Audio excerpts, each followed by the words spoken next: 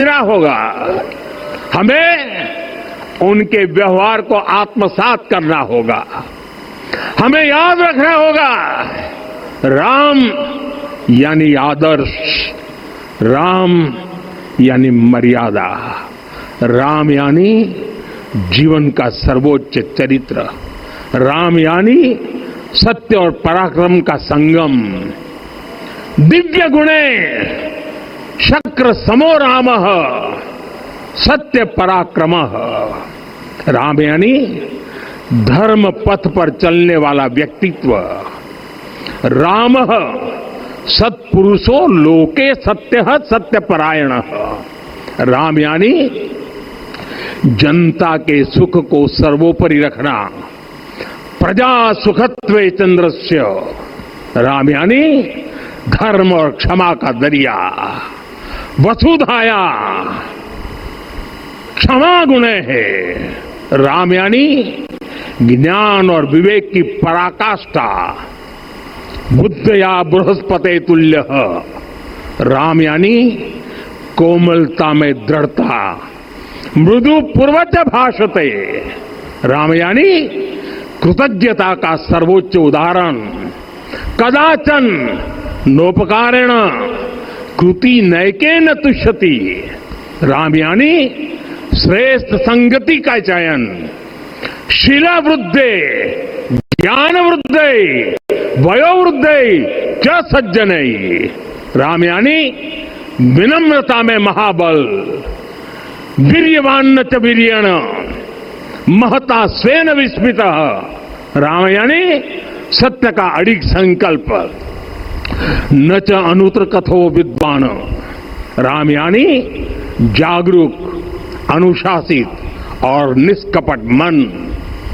निस्तिंद्र अपम्रत च स्वदोष परदोषवित।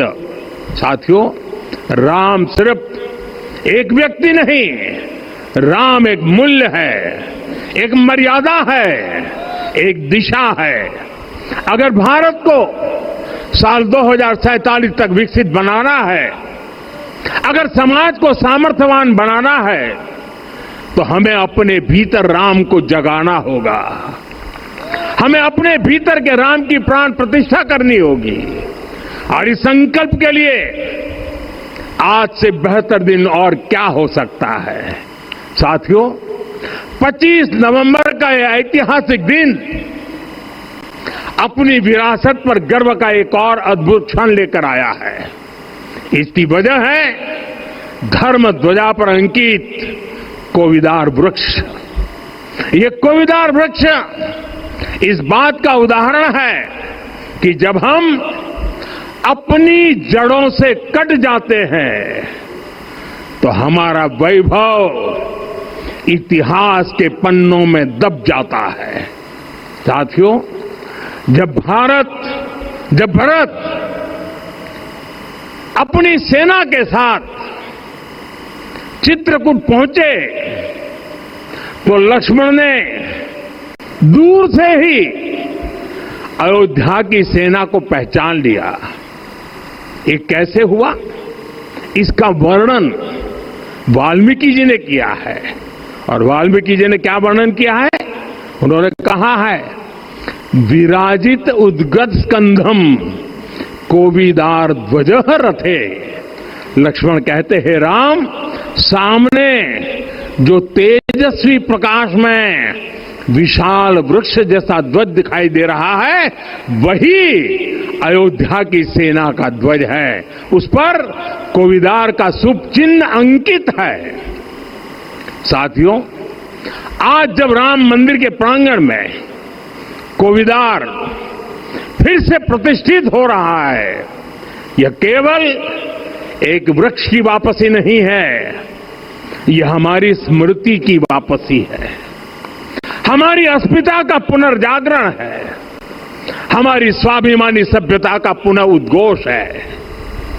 कोविदार वृक्ष हमें याद दिलाता है कि जब हम अपनी पहचान भूलते हैं तो हम स्वयं को खो देते हैं, और जब पहचान लौटती है तो राष्ट्र का आत्मविश्वास भी लौट आता है।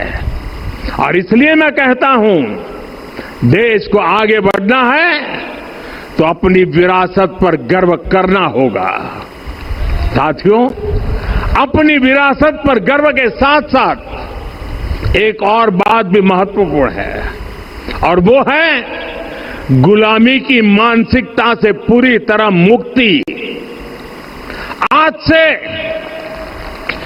190 साल पहले 190 साल पहले साल 1835 में 1835 में मैकाले नाम के एक अंग्रेज ने भारत को अपनी जड़ों से उखाड़ने के बीज बोए थे।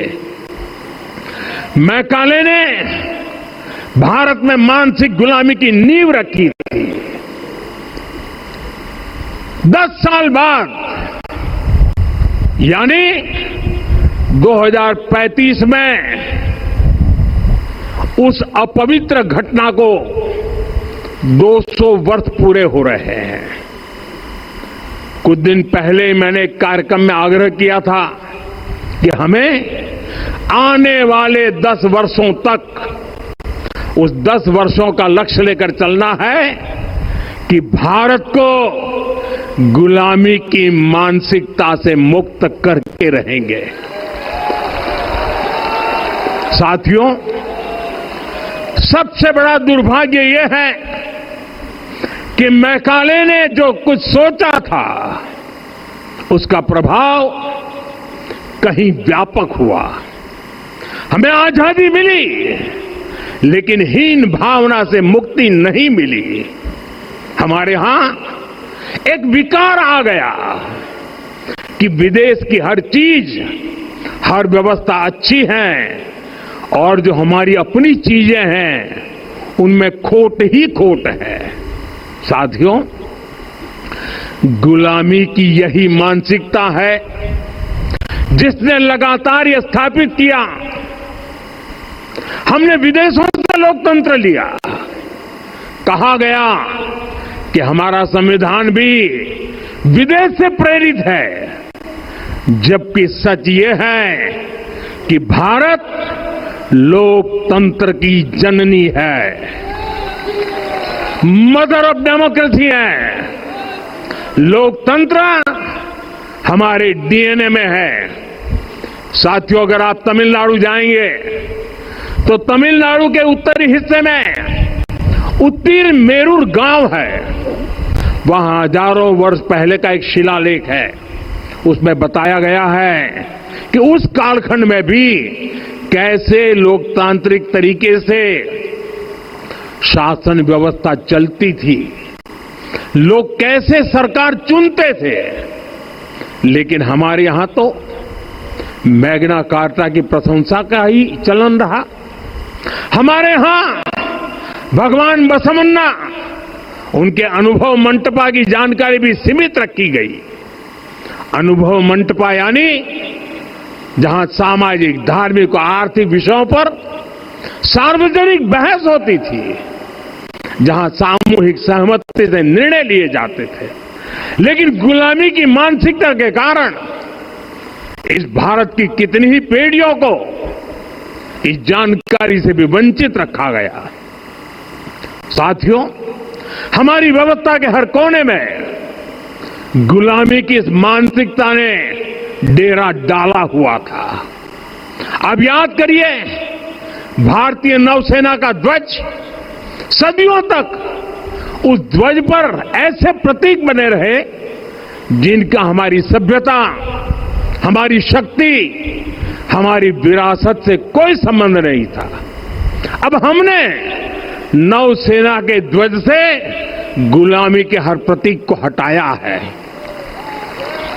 हमने छत्रपति शिवाजी महाराज की विरासत को स्थापित किया है। और ये सिर्फ एक डिजाइन में बदलाव नहीं हुआ, ये मानसिकता बदलने का क्षण था। ये वो घोषणा थी कि भारत अब अपनी शक्ति, अपने प्रतीक को नकारा है। भगवान राम अपने आप में एक वैल्यू सिस्टम है।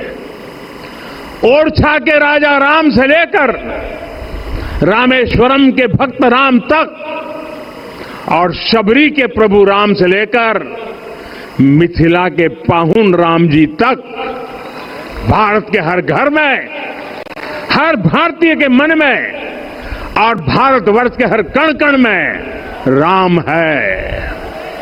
लेकिन गुलामी की मानसिकता इतनी हावी हो गई कि प्रभु राम को भी काल्पनिक घोषित किया जाने लगा। साथियों, अगर हम ठान ले अगले 10 साल में मानसिक गुलामी से पूरी तरह मुक्ति पा लेंगे और तब जाकर के ऐसी ज्वाला प्रज्वलित होगी, ऐसा आत्मविश्वास बढ़ेगा कि 2047 तक विकसित भारत का सपना पूरा होने से भारत को कोई रोक नहीं पाएगा। आने वाले 1000 वर्ष के लिए भारत की नींव तभी सशक्त होगी जब मैकाले की गुलामी के प्रोजेक्ट को हम